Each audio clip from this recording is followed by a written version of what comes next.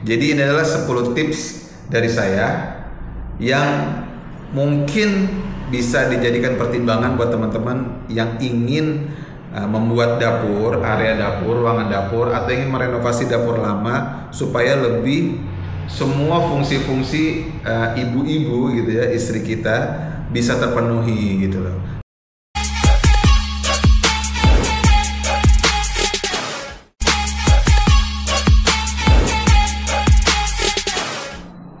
Assalamualaikum warahmatullahi wabarakatuh. Apa kabar semuanya? Semoga sehat selalu dan sukses terus. Oke teman-teman, kali ini saya akan memberikan 10 tips untuk teman-teman yang ingin merenovasi dapurnya. Jadi yang ingin renovasi dapur, ingin membuat dapur, teman-teman saya kasih tips sebanyak 10 tips yang mudah-mudahan tips ini bisa bermanfaat dan bisa jadi perhatian buat teman-teman agar hasil renovasinya bisa maksimal, hasil renovasi rumahnya bisa puas dan tidak ada masalah apapun ke depannya teman-teman, atau merasa menyesal kenapa waktu renovasi nggak kayak gini, kenapa renovasi nggak ini dikerjain, kenapa ini nggak dikerjain. Nah, setidaknya video ini sedikit mengingatkan ya teman-teman bahwasanya yang akan nanti saya sampaikan ini bisa jadi bahan pertimbangan. Oke, yang pertama buat teman-teman yang ingin renovasi dapur, yang pertama kali harus diperhatikan adalah usahakan ada space taman walaupun kecil untuk sirkulasi udara dan juga asap ya teman-teman. Jadi kalau misalnya tinggal di klaster, biasanya dikasih dapurnya kecil gitu ya, kasih dapur kecil tapi punya lahan di belakang kosong gitu, 6x3 atau 5x3 atau bahkan lebih besar dari itu. Dan jika lahan itu ingin dibuat dapur, ada perluasan ruangan di rumah, jangan dibikin full ya, jangan dibikin full ruangan ya teman-teman, tapi harus ada sedikitlah space untuk udara masuk dan juga untuk asap masak bisa keluar ya teman-teman. Nah, ini perlu diperhatikan. Jadi walaupun kecil itu fungsinya lumayan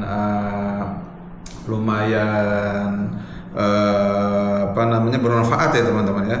Jadi kalau kita punya dapur terus ada taman kecil, setidaknya itu udara bisa masuk, udara segar. Setidaknya taman itu bisa difungsikan untuk menjemur, dan setidaknya juga asap masak tidak hanya mengandalkan exhaust tapi juga bisa keluar gitu ya teman-teman. Itu adalah tips yang pertama. Lalu tips yang kedua adalah usahakan ada pintu ya teman-teman. Usahakan ada pintu di belakang. Jadi kembali lagi, ruangan dapurnya jangan dibikin full, tetapi harus ada space kosong lah, area terbuka di belakang. Nah, itu ada pintunya. Memang tujuannya adalah satu untuk ya rutinitas, mungkin ingin menjemur atau ingin mencuci pakaian, dan juga bisa pintu ini jika bukan di klaster ya, tapi misalnya di luar klaster gitu, bisa jadi pintunya menjadi pintu emergency ketika teman-teman ada masalah di dapurnya, entah nanti ada asap yang berlebih, ada gas yang keluar terus menimbulkan api. Nah, pintu ini sangat penting ya teman-teman. Jadi ketika kita ingin melakukan tindakan, tidak mengandalkan pintu di depan aja. Itu tips yang kedua teman-teman. Lalu tips yang ketiga adalah usahakan ada jendelanya agar cahaya yang masuk cukup buat supaya tidak mengandalkan lampu terus ya teman-teman. Jadi kalau misalnya kita dapur tidak ada jendelanya, berarti tidak ada cahaya yang masuk. Nah, ini juga membuat penggunaan lampu jadi lebih jadi lebih jadi lebih sering gitu loh. Jadi teman-teman boros listrik juga. Tapi kalau misalnya cahayanya cukup dari jendela, nah itu juga agak sedikit ngebantu supaya tidak sering-sering menggunakan lampu di siang hari. Tapi kalau tidak ada jendelanya, tidak ada celah untuk cahaya masuk, walaupun siang hari teman-teman pasti akan menghidupkan lampu. Nah ini juga perlu, jadi pintu dan jendela dan taman belakang tadi space itu diusahakan teman-teman kasih di dapur yang akan dibuat. Lalu tips yang selanjutnya adalah usahakan pipa air kotor cukup besar dan buangannya terpisah dari buangan air yang lain ya teman-teman. Kenapa saya bilang seperti itu? Karena air kotor dapur itu tidak hanya air murni, tetapi juga ada air bekas cucian piring. Berarti di situ ada cucian panci, berarti kan ada minyak gitu kan, di situ ada bekas minyak. Nah, minyak ini ketika tidak tersalurkan langsung ke got, dia akan mengumpul di dalam instalasi pipa di bawah tanah itu. Nah, itu juga sangat bahaya. Jadi kalau bisa untuk dapur itu pipa untuk keluarnya air kotornya diusahakan terpisah, tidak nyatu dengan kamar mandi gitu ya, tidak nyatu dengan pipa dari atap gitu ya. Nah ini kalau bisa pipanya agak besar dan juga terpisah. Oke, itu tipsnya. Lalu tips yang selanjutnya adalah jika ada kulkas di samping meja dapur, pastikan posisinya jangan dekat kompor. Misalkan teman-teman ruangan dapurnya kecil, terus butuh mejanya panjang, lalu kulkas mau nggak mau ditaruh di situ. Nah posisinya diusahakan ketika buat meja dapur betonnya itu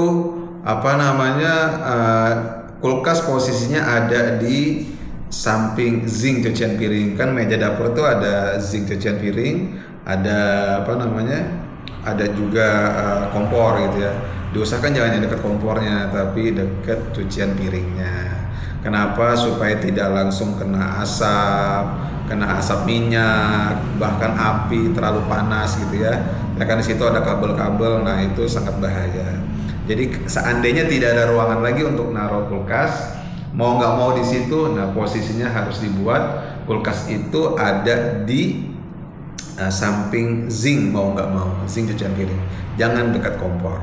Itu ya teman-teman ya. Lalu tips selanjutnya adalah usahakan keramik lantainya jangan yang licin, tapi yang agak keset ya teman-teman ya, agak yang kasar kayak motif jeruk gitu ya. Karena di dapur kembali lagi ada cipratan minyak, ada bekas minyak, mungkin tumpah. Nah kalau terlalu licin, menggunakan granit yang licin, nah itu juga berpotensi terjadinya jatuh, kepleset gitu ya. Jadi diusahakan seandainya tidak mau kasar semua, setidaknya di area meja dapurnya itu yang agak sedikit keset gitu ya. Tapi kalau di meja makannya mungkin bolehlah pakai yang licin. Lalu tips yang selanjutnya adalah pastikan posisi tabung gas jangan sampai terlalu tertutup atau terlalu basah ya teman-teman. Jadi tabung gas ini juga jangan, misalnya teman-teman punya kabinet kitchen set, lalu diusahakan di pintunya itu dibuat lubang untuk sirkulasi ya, untuk sirkulasi udara supaya tidak terlalu supaya tidak terlalu tertutup gitu untuk gas. Dan juga jangan ditaruh di tempat terlalu basah karena gas ini juga rawan. Kalau terlalu tertutup, ketika ada kebocoran teman-teman nggak bisa nyium tuh, tiba-tiba langsung meledak dar. Nah itu bahaya. Karena pernah juga ada kejadian seperti itu, lalu kakinya tertampar daun pintu kabinet, ada akhirnya harus ada tindakan medis. Nah jangan sampai ini kejadian. Jadi kalau bisa gas itu seandainya tidak ada kabinet kitchen set, ditaruh di luar. Tadi kan kita punya space taman di luar, gas kalau bisa di sana. Jadi udaranya nggak ngumpul di tempat yang sumpek yang akhirnya bisa meledak gitu loh. Tapi kalau dia ditaruh di luar, itu udaranya bisa, dia nggak punya kesempatan untuk mengumpul, tapi langsung lari ke atas gitu. Dan juga jangan terlalu basah. Oke. Lalu tips yang selanjutnya adalah jika ingin pasang kitchen set, pastikan rumah aman dari rayap. Teman-teman pasti bisa bedakan, bisa perhatikan sekeliling dapur. Kira-kira di sini banyak rayap nggak sih? Nah, seandainya banyak rayap, setidaknya harus di basmi dulu rayapnya. Mungkin ada suntik rayap gitu ya. Terus ya, kalaupun harus ada kabinet, ya mungkin menggunakan kabinet dari aluminium, jangan menggunakan dari multiplex ya atau HPL.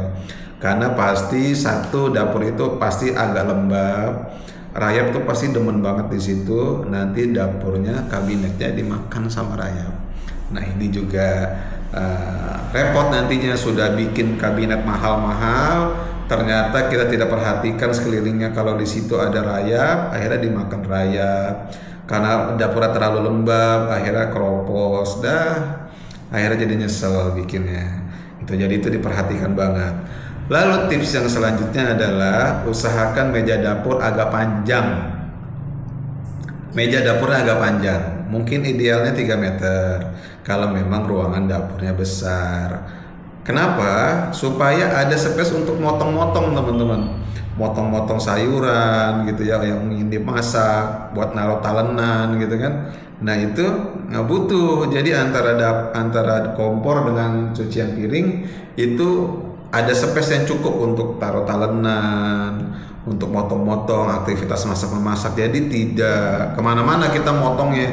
Jadi meja dapurnya kecil, akhirnya motongnya harus di meja makan atau di lantai. Nah kalau bisa, kalau memang space-nya cukup, diusahakan panjang ya 3 meteran, 2,5 meter, setidaknya adalah 80 cm 90 cm untuk aktivitas potong memotong itu. Lalu yang terakhir, rutin membersihkan dapur ya teman-teman. Sekeren apapun dapur teman-teman, sebagus apapun barangnya mewah-mewah, kalau jorok, jarang dibersihin, tidak sayang sama dapurnya, maka dapurnya akan kelihatan kumuh, cepat rusak gitu ya. Dan ya dapur itu kan salah satu tempat untuk kita masak, pastinya harus bebas dari debu gitu kan, dan jangan terlalu lembab juga. Jadi dapur itu memang harus sering-sering dibersihin, meja dapurnya dilap, kompornya secara berkala dibuka-bukain, dilap-lapin bekas-bekas minyak-minyak yang menggumpal, zinc cucian piringnya juga dirapihin, dibersihin. Belum juga pipa buangan zinc cucian piring dicek, kalau ada sisa-sisa makanan yang numpuk di situ itu diambilin. Nah kalau teman-teman rutin, walaupun dapurnya sederhana, walaupun dapurnya simple, tapi teman-teman merasa nyaman masaknya.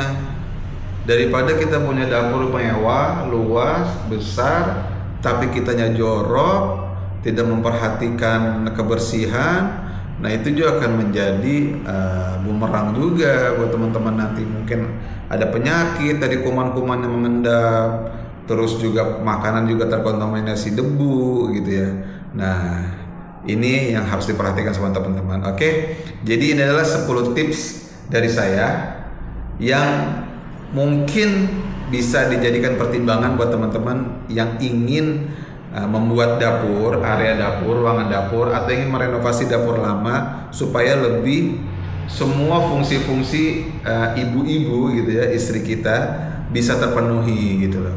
Dan juga supaya kalau ada kerusakan tidak terlalu banyak, tidak terlalu ribet dalam memperbaikinya gitu ya.